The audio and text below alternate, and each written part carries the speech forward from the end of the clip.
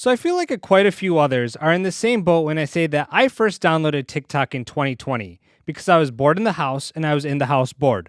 And hopefully a lot of you understood that reference. And if you don't, I forgive you, mostly. But anyways, a lot of people rose to fame on TikTok during that time. Some who post very good content and some that don't really post the greatest content. And one person I feel who falls into the latter category is the Manny Show, who's amassed over 24 million followers on the app. And he started expanding to YouTube, where he has 12 million there. And he started making long-form content, which, to be honest, I never really checked out his long-form on YouTube, considering that half of the videos I saw in his TikTok were him ripping off other people's ideas and using somebody else's original sound. Which, if you're not on TikTok and don't understand how it works, when someone creates a video, others can use that exact audio over their own videos.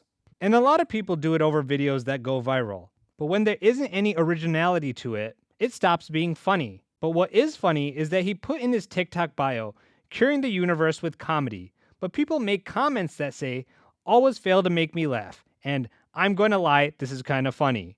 And you know you're losing your audience when your videos go from over 180k likes in 2022 to in 2024 only getting 8 to 9k likes per video. Now, I'd be lying if I said that I didn't find anything that he has to post to be funny. There are some good videos that he posts.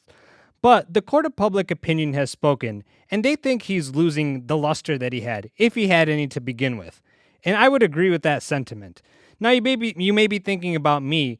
You don't even have 1,000 subscribers on YouTube. You're one to talk. And yes, you're right. But I also do think that I try to add as much originality as possible to the videos that I post, which is the discussion that the Manny Show has just opened up, which is copyright.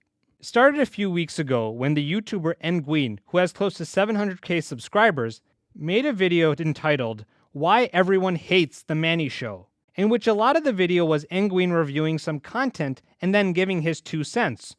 A good amount of it just calling his content unfunny, saying stuff like this. Manny, you need to be stopped, bro. Like, it's gone too far at this point. Which I guess struck a nerve with the Manny Show, because that particular video got a copyright strike from YouTube for a mere 13 seconds in which Engween used a clip from the Manny Show. And the copyright strike meant that the video can no longer be viewed on YouTube. And we knew it was somebody on Manny's team because the person who had issued the removal request had Manny's name in it. And for those who don't know, when you have 3 copyright strikes, your account, along with any other associated channels, will be subject to termination. All videos uploaded on your account will be removed and you can't create new channels. All of which Engween explained in the follow-up video, Manny Show wants my channel deleted. Now, are there instances in which copyright striking somebody is justified? Yes, absolutely.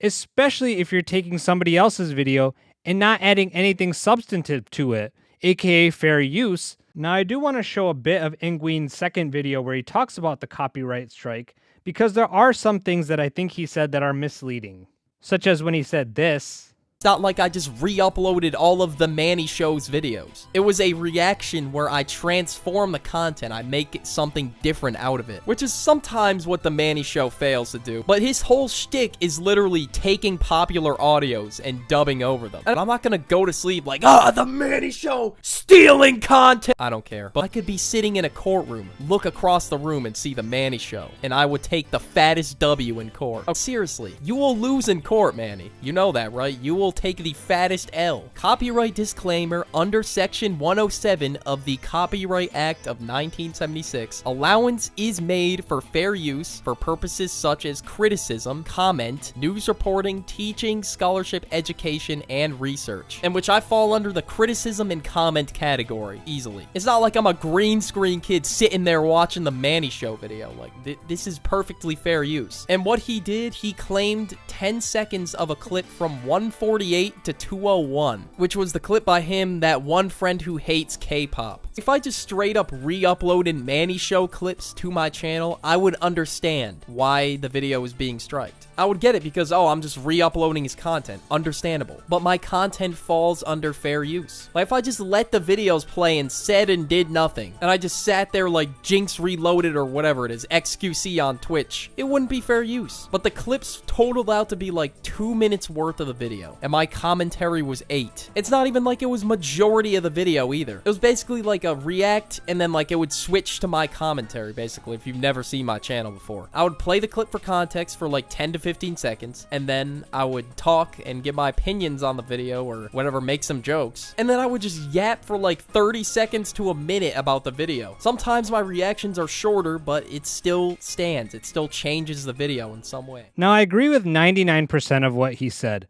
The one part where I think he's misleading is when he talks about the length of the video. To me, that's a little bit of a red herring and a slippery slope. Because even though the copyright laws say that the courts look at the quantity and quality of the copyrighted material that was used, and if the use includes a large portion of the copyrighted work, fair use is less likely to be found, the office makes it clear that courts evaluate fair use claims on a case-by-case basis, and the outcome of any given case depends on a fact-specific inquiry, and that there's no formula to ensure that a predetermined percentage or amount of work or specific number of words, lines, pages, or copies may be used without permission. So when Engween makes that point in his video, I think it's kind of a moot point in a sense, especially if, for example, he's using an entire clip. And that's not a knock on Engween. I just think that the whole issue about the length of the video is misleading and should be addressed. But at the end of the day, I don't think that he violated any copyright laws. I'm not a lawyer, that's just my opinion. And also, the original video that got the copyright strike on it is up at the time of this recording. So maybe he disputed the copyright claim and won. So good on him if he was able to do that. But the other point is that it's incredibly sophomoric and childish of Manny to do something like this simply because you don't like what somebody else has to say. And it just proves people's point that what you're posting isn't really worth watching. Every commentator out there, myself included, uses other people's clips to an extent to illustrate a certain point. And the reason most of us aren't getting copyright strikes handed out to us like candy is because most big-time creators understand this. And even if you say something that criticizes them or that they don't agree with, they won't go as low as to ruin a source of income. Ladies and gentlemen, if you enjoyed this video, please give it a thumbs up. And if you're new to this channel, hopefully I've earned a subscription. Here's some videos for you to watch in the meantime. Until next time, peace out.